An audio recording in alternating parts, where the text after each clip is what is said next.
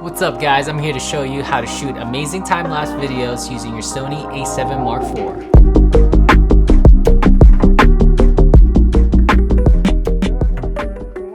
First thing you have to do is to make sure you set up your camera in interval shooting mode.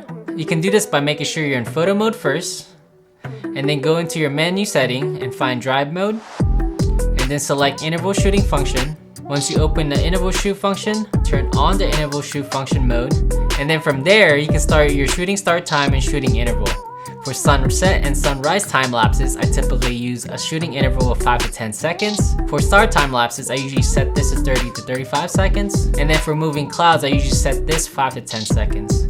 In the field, you have to make sure both your camera and your lens is set at manual mode. I typically set my aperture between f4 to f8 for sunrise and sunset to get the sharpest possible image. And then I use the shutter speed to expose for the background.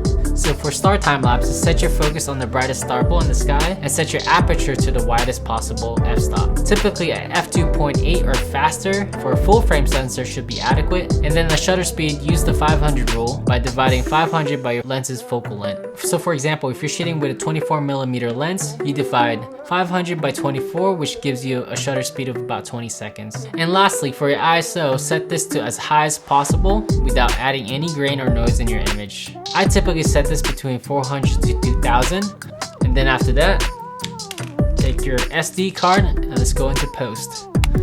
In Final Cut Pro, select File, then New Library, and then save this library to your desired file location. Go ahead and import all your images into Final Cut Pro. Select time-lapse images and then right-click. Select New Compound Clip.